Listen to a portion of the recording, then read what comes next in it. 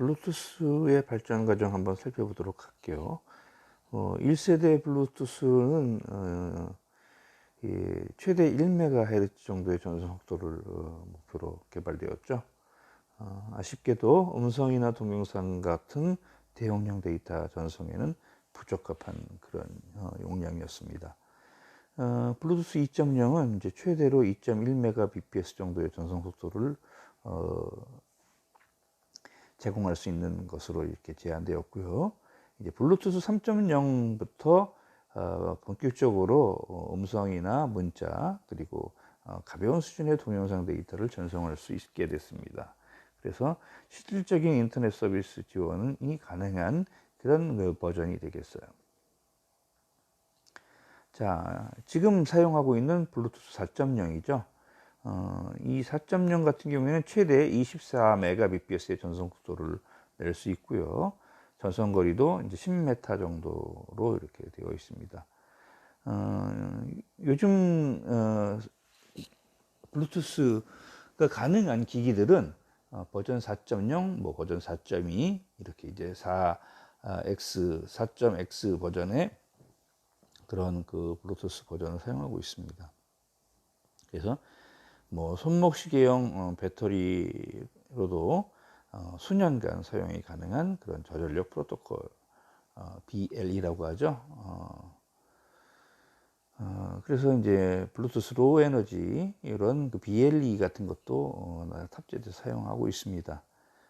그 다음에 이제 블루투스 5.0이 있는데요. 이것은 최대로 48Mbps의 전송 속도를 낼 수 있고요. 최대 전송 거리도 100m에 이를 정도로 이렇게 거리가 길어지고 있죠. 뒤에서 블루투스 5.0에 대한 설명은 따로 조금 언급을 하겠습니다. 자, 그 다음에 이제 블루투스의 발전 과정 앞에서 이어서 또 블루투스 메쉬라고 하는 그런 방식이 있습니다. 메쉬라는 것은 우리가 이제 네트워크를 구성하는 네트워크 토폴로지가 여러 가지가 있죠. 가장 기본이 되는 것은 포인트 투 포인트예요. 점 대 점으로 이렇게 이제 연결을 하는 거죠. 하나의 라인이 형성되겠죠. 그리고 이런 포인트 투 포인트 연결이 많아지고 복잡해지면 포인트 투 멀티 포인트, 또 멀티 포인트 투 멀티 포인트, 이렇게 상호 라인이 모든 포인트 간에 다 연결되면서 메쉬 네트워크를 구성을 하게 됩니다. 이 메쉬 네트워크는 이 네트워크에 참여하는 단말이 적을 때는 모든 단말 간에 다 연결이 이루어지기 때문에 통신이 끊김없이 서비스가 될 수 있어요. 근데 네트워크에 참가하는 단말이 많을 경우에는 굉장히 네트워크를 구축하는 비용이 많이 들겠죠. 많이 들고 복잡합니다. 복잡해서 네트워크 간 어느 특정한 네트워크 간이 단절이 되거나 장애가 일어나도 그것을 발견하기가 쉽지 않아요. 그런 단점과 장점을 갖고 있습니다. 그래서 이제 일반 전화망이 보급이 되면서 그때는 어떻게 돼요? 이제 성형망을 갖추고 있죠. 그래서 가운데 센터라고 하는 교환기를 중심으로 하는 센터를 두고 이제 그 각 지점 간을 센터의 각 지점의 간의 연결이 센터로 다 모이는 거죠. 그러면 이제 센터에서 각 지점 간 국선이 혹시 뭐 장애가 생기고 나면 금방 알아낼 수 있겠죠. 그래서 통신도 이제 원활하게 되고요. 이렇게 될 수 있는데 이제 센터 장비가 고장 나거나 했을 때는 전체 통신망이 다 고장이 나는 그런 문제가 또 생기겠죠. 뭐 이런 거 중심으로 갔습니다. 그 다음에 뭐 트리 구조라든지 뭐 여러 가지 버스 구조 이런 것들도 다 이제 네트워크 토폴로지 중에 하나인데요. 블루투스 메쉬는 기본적으로 BLE 무선 기술을 위해서 만들어진 그런 메쉬 네트워킹 솔루션입니다. 그래서 기본적으로 두 가지 역할을 가지고 이 메쉬 네트워크를 구성해요. 하나는 메시지를 보내는 퍼블리싱이에요. 또 하나는 subscribe죠. 어떤 그러니까 노드에서 데이터를 처리하기 위해서 특정 주소로 전송된 메시지를 선택하도록 이렇게 구성된 겁니다. 이것이 이제 subscribing이에요. 그림에 보시는 것 같이 이렇게 이제 퍼블리싱 할 수 있는 단말과 서브스크라이빙 할 수 있는 그 노드들 사이가 다 모든 것이 서로 연결되는 그런 메시 구조를 갖고 있죠. 자, 그 다음에 이제 직비가 있죠. 이것은 인터넷 전화 접속으로 홈 오토메이션을 관리하기 편리하게 사용할 수 있도록 만든 그런 통신 방식입니다. ISM 그 ISM 2.4 GHz 대역을 사용을 하고 있고요. 그 다음에 내부 단말은 다른 형태의 단말로 정의가 가능합니다. 네트워크를 확장할 수 있다는 측면에서 장점을 가지고 있죠. 요 직비에서도 메시 네트워크를 적용을 하고 있습니다.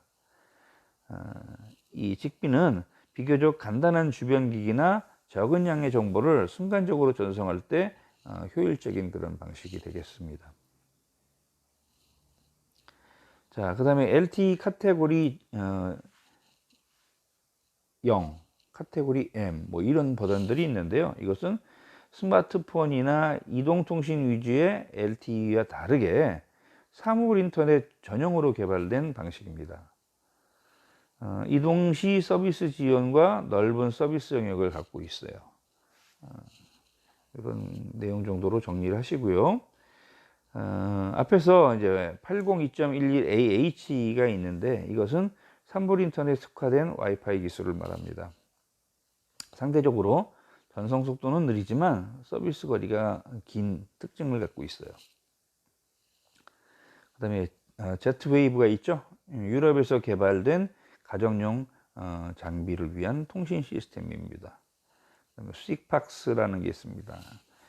앞으로 많이 사용될 수 있는 그런 기술인데요. 저속의 저전력 시스템을 지원하는 특징을 가지고 있어요. 자, 지금부터 5G 네트워크 기술을 구체적으로 살펴볼 건데요. 일단 무선 통신 기술 중에 그 5세대, 즉 5G라는 것은 다섯 번째, fifth 제너레이션을 의미하죠. 다섯 번째 세대를 의미합니다. 아직 특정한 명칭이 붙여지지 않았어요. 4세대의 무선 통신 기술을 우리가 LTE라고 부르는데 이와 같은 별칭을 아직 만들지 못했다는 얘기입니다. 자, 1세대는 앞에서 잠깐 설명을 드렸지만 최고 전송 속도가 14.4kbps입니다. 음성, 아날로그 통신을 중심으로 서비스를 제공했었고요. 1984년에 상용화가 됐습니다. 그러다가 이제 2세대 2000년이 들어오면서 이제 IMT 2000 서비스의 그 초기 서비스가 이루어지기 시작했죠. 그래서 기본적으로 1기가 정도, 1기가 bps 정도의 데이터를 전송할 수 있는 능력을 이렇게 제공을 했습니다. 주로 텍스트 문자, 그러니까 디지털로 하는 텍스트 문자와 아날로그 음성을 전송하는 그런 수준의 그 시기였습니다. 그리고 이제 3세대에 들어오면서 본격적으로 화상 전화나 우리가 MMS라고 하죠. 이렇게 SMS가 아니라 멀티한 그런 메시지 서비스가 가능해졌죠. 그래서 이제 이때는 2기가 정도의 이상의 전송 속도를 가지고 있었어요. 2006년부터 상용화가 됐습니다. 그러다가 이제 2011년 들어오면서 우리가 이제 흔히 얘기하는 LTE와 LTA라고 하는 실시간 동영상까지 전송할 수 있는 그런 정도의 서비스가 이렇게 이제 제공되기 시작했죠. 그리고 5세대, 지금 5세대는 4세대보다 전송 속도가 약 1000배 정도 더 빠릅니다. 즉 같은 1초에 1000배 더 많은 데이터를 주고받을 수 있다는 얘기입니다. 그래서 1GBps 정도의 전송 속도를 자랑을 하고 있고요. 그 다음에 이제 기본적으로 4G에서 제공했던 모든 실시간 서비스와 그 다음에 AR, VR 같은 그런 그 가상적인 그런 서비스들도 다 가능해지고요. 그 그다음에 이제 홀로그램이나 그다음에 사물 인터넷을 본격적으로 지원할 수 있는 그런 성능들을 기능을 탑재하고 있습니다. 2020년 즉 올해가 되겠죠. 본격적으로 올해부터 본격적인 상용화가 될 것 같아요. 물론 이 상용화가 우리나라에서 2019년에 상용화가 됐습니다. 미국과 경쟁적으로 또 중국하고 경쟁을 하면서 최초의 그 5G 상용 서비스를 했는데요.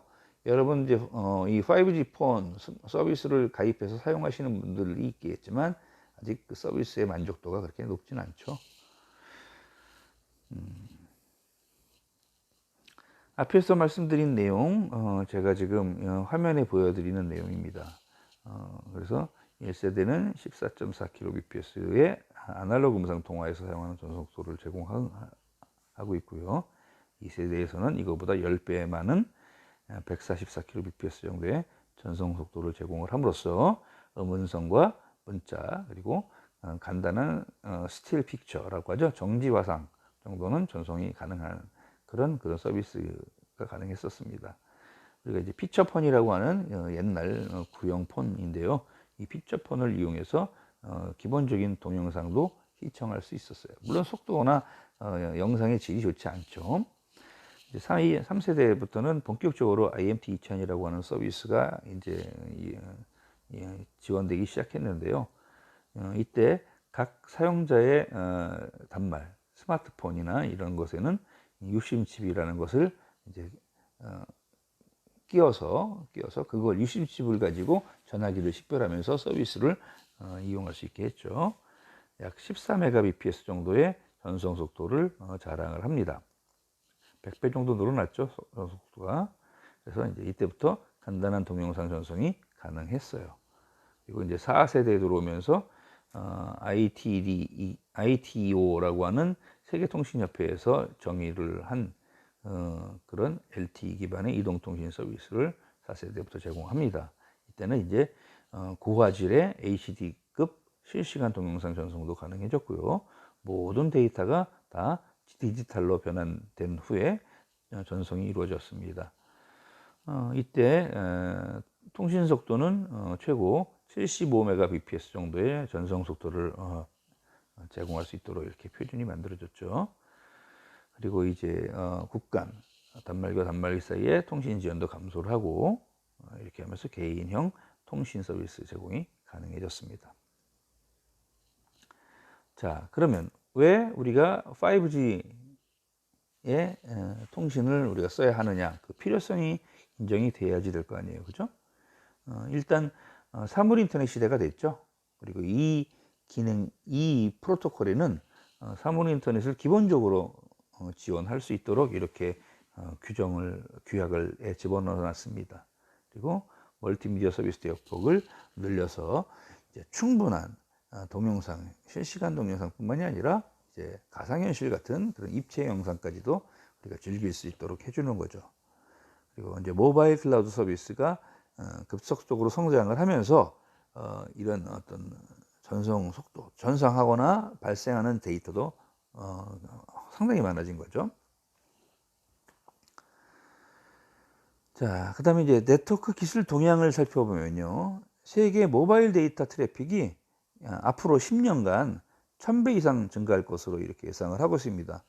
여러분 올해만 해도 뭐 유튜브 통해서 간단하게 여러분 개인 방송 올리는 그 수요가 사실 굉장히 많이 늘어났잖아요. 몇 년 전부터. 거기다가 올해는 코로나 사태가 일어나면서 어떻게 됐어요?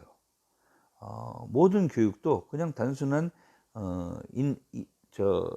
우리가 이제 LMS를 웹상에서 서비스에서 이루어지는 LMS가 아니라 이제 화상회의 시스템을 이용한 실시간 강의를 이렇게 지원하고 있기 때문에 벌써 이제 이 코로나로 인해서 2020년부터 엄청난 그런 데이터 트래픽이 증가했을 겁니다.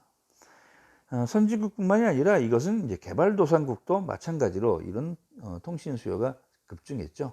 뭐 흔히 얘기하는 동남아시아권이나 아프리카권에서도 이제는 4G 수준의 이동통신 서비스를 다 받고 있습니다. 다만 이제 서비스의 품질 같은 것은 우리 한국이나 미국, 일본과 같이 아주 좋지는 않지만 어쨌든 4G 데이터 통신이 가능한 그런 상황이에요. 그러니까 어떻게 돼요? 영상 통화도 할 테고 여러 가지 데이터를 가지고 서로 공유도 하고 이런 일이 생기면서 데이터의 유통이 훨씬 복잡해지고 많아지기 시작한 거죠. 자, 그다음에 이제 5G 네트워크의 요구사항. 그럼 5G 네트워크가 되려면 어떤 것들을 충족시켜야 할까요?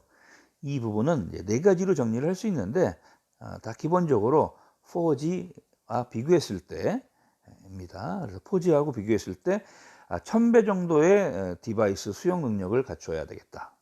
그리고 1000배 정도의 모바일 트래픽을 수용할 수 있어야 되겠다. 그리고 1000배의 에너지 효율이 있어야 되겠다. 여기서 얘기하는 것은 저전력 에너지를 덜 써야 한다는 얘기입니다.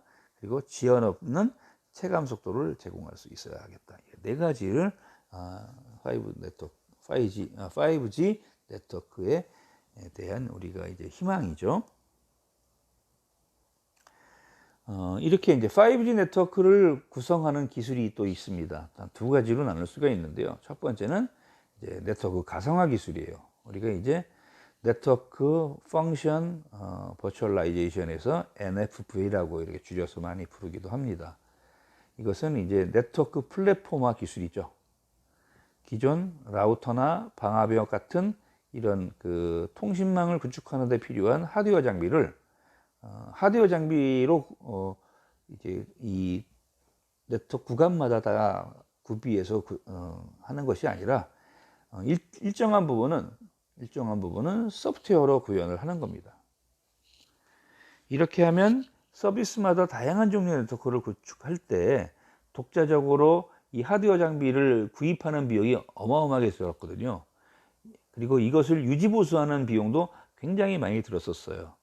이것이 상당히 고비용의 저효율을 초래했습니다. 그렇기 때문에 하나의 공통된 플랫폼 형태로 해서 그것을 일정 부분은 소프트웨어로 커버하는 방식으로 이제 우리가 구성을 하려고 하는 것이죠. 물리적으로 하나의 네트워크를 논리적으로 여러 개의 네트워크로 구분할 수 있습니다. 이 가상화 기술이라는 게 그런 장점이 있죠. 그리고 실시간 데이터 분석을 통해서 다양한 새로운 서비스를 제공할 수 있어요. 네트워크 규모가 커지거나 혹은 줄어들었을 때 이것에 대해서 효과적으로 우리가 대응도 할 수 있습니다. 그래서 네트워크 가상화라고 하는 이 기술은 네트워크 구성을 위해서 라우터나 방화벽 같은 하드웨어가 기존에는 모든 네트워크마다 필요했지만 이제 이 기술을 쓰면은 범용 서버를 도입하고 클라우드 같은 거죠. 해당 하드웨어의 기능을 소프트웨어적으로 구현하도록 이렇게 하면서 그 클라우드에서 이 기능을 필요한 대로 이용을 할 수 있도록 하는 거죠. 이렇게 해서 효율을 기하는 겁니다. 그래서 이런 NFV 같은 것은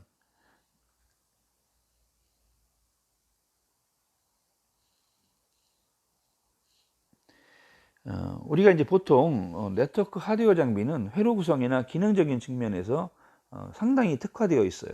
그래서 이 네트워크 장비나 통신 장비를 만드는 제조사는 예를 들면 우리가 쓰는 컴퓨터나 단말기 같이 이렇게 범용 장비라고 볼 수가 없습니다. 그래서 이 메이커에서 자기네가 만든 회로를 만드는 구성하는 기술이라든지 아니면 소프트웨어를 만드는 그런 그 개발하는 소프트웨어 기술 이런 것들을 오픈을 잘 안 하려고 합니다. 그래서 이런 개발자나 아니면 생산자들이 갖고 있는 그런 고유한 그 지적재산권을 보호받으려고 하기 위해서 이렇게 이제 방화벽, 보호막을 많이 치고 있죠. 그래서 이제 이런 것들을 구입할 때는 비용이 많이 들어가요. 이것이 결국 네트워크를 초기에 구축하는 초기 구축 비용도 많이 만들지만 어떻게 됩니까? 구축 후 운영하면서도 유지하는 그 비용이 많이 발생하게 된다는 거예요.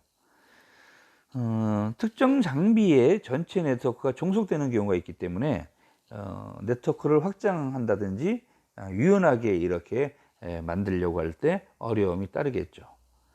우리가 아까 말씀드린 네트워크 하드웨어 장비들은 이런 것들이 있죠. 뭐 파이어월, 방화벽이라든지 DPI 같은 것, 그다음에 라우터, 그리고 이제 어떤 게이트웨이 같은 게 있고요. 뭐 그다음에 셋탑박스, 이런 것들이 다 이제 흔히 우리가 알 수 있는 그런 네트워크 장비들입니다.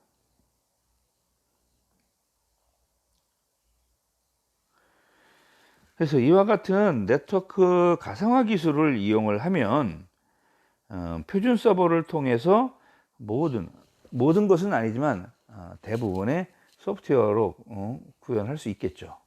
이렇게 구현된 각 기능을 적절히 분포를 시켜서 수요에 맞게 확대하거나 감소시킬 수 있다는 겁니다. 그래서 유연한 네트워크를 구축할 수 있게 되는 거예요. 그래서 이제 왼쪽에 하드웨어 장비들을, 오른쪽에 이제 우리가 네트워크 가상화라는 개념을 도입함으로써 수요에 맞는 그 표준 서버에 그 기능을 소프트웨어적으로 구현해서 기능을 분배를 해놓고, 그 다음에 필요한 경우에 이 표준 서버를 통해서 기능을 서비스로 제공하는 거죠.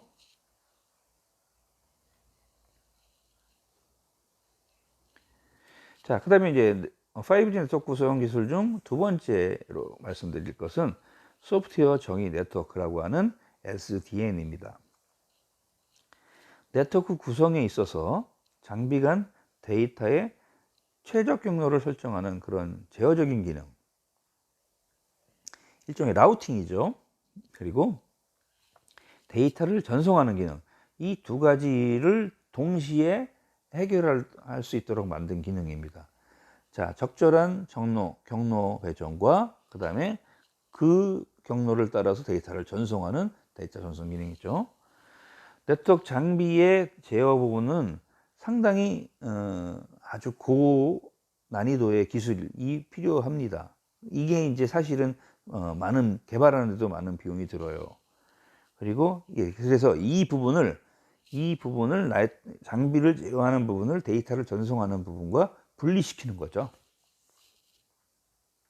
그리고는 이 제어 부분에 해당하는 프로그램을 인터페이스 할 수 있는 API를 통해서 소프트웨어로 다양한 네트워크 경로 설정 및 그 네트워크 장비에 대한 제어가 가능하도록 이렇게 해주는 겁니다. 데이터 전송 부분에 대한 헤드웨어는 뭐 라우팅 기능 빼버리고 순수하게 데이터만 전달하면 되기 때문에 훨씬 저렴하게 개발할 수가 있어요. 그래서 이렇게 단순화된 구조를 통해서 관리를 효율적으로 할 수가 있게 되고, 그다음에 전체적인 서비스 생태계가 이제 뭐 개발하거나 이런 서비스를 이용해서 다른 비즈니스 모델을 만들려고 하는 업체들이 많이 참여할 수 있게 되는 거죠. 그래서 자연스럽게 어떤 서비스 생태계를 조성할 수 있게 돼요. 전체적인 운영 비용의 감소, 이 운영 비용을 우리가 이제 OPEX라고 하는데요.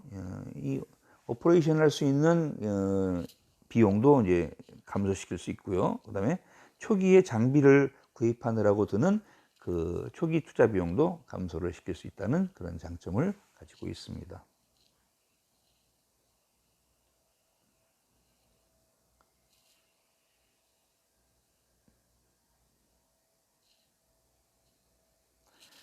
자, 그다음에 5G 네트워크를 구성하는 기술을 살펴보면요. 지금 그림에 보시는 것처럼 일단 그 왼쪽 편에 보시면 아래부터 네트워크의 장비들, 기본적인 네트워크 장비들이 있겠죠. 뭐 여기 뭐 라우터라든지 게이트웨이라든지 스위치라든지 뭐 이런 것들이 있고요. 그게 이제 제어할 수 있는 소프트웨어와 서로 연동되면서 이제 인터페이스 하거나 또는 명령에 대한 집합을 이제 제어하게 됩니다. 그렇게 하면서 상위에 있는 여러 가지 그 서비스들에게 의해서 통제가 되겠죠. 이런 것들을 우리가 이제 포워딩 레이어라고 불러요.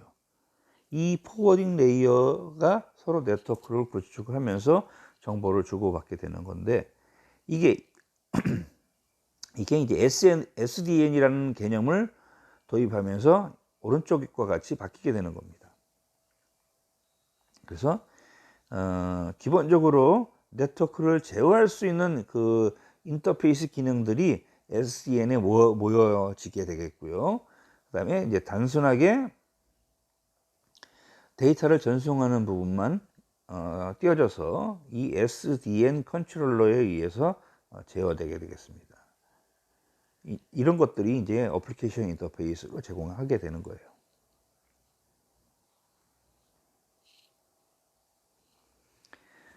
기본적으로 5G 네트워크는요, 액세스 플랜과 그 다음에 포워딩 플랜, 그 다음에 컨트롤 플랜, 이렇게 세 가지 그 면을 가지고 만듭니다.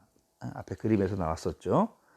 그래서 이 액세스 플랜 같은 경우에는 NFV와 SDN 기술을 바탕으로 디바이스와의 접속을 제공할 목적으로 만들어진 그런 국면입니다.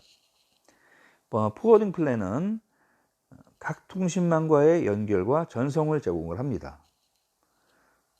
그리고요, 이 컨트롤 플랜은 액세스 플랜과 포워딩 플랜을 통제할 목적을 가지고 만들어지는 그런 플랜이 되겠습니다. 물론 이제 이 강의는 여러분들과 온라인 화상회의를 통해서 다시 한번 반복해서 강의를 진행할 계획으로 있습니다. 그래서 여러분들 그때 다시 한번 설명을 하면서 여러분들하고 이해를 돕도록 하겠어요. 자, 그 다음에 5G 네트워크의 주요 속성인데요. 우리가 이제 빅 파이프라고 하죠. 여기서 이제 파이프라는 것은 개별 사용자에게 한 번에 보낼 수 있는 데이터의 양입니다. 우리가 이제 컴퓨터의 효율적인 이용을 위해서 어떻게 해요? 분산하기도 하고 또 이렇게요. 파이프라인 방식으로도 이 프로세서의 어떤 효율적인 운영을 도입하고 있죠. 이런 것처럼 개인당 1GBps 정도의 전송 속도 서비스를 제공하고 있습니다. 5G는요. 그래서 3D 영상이나 홀로그램 같은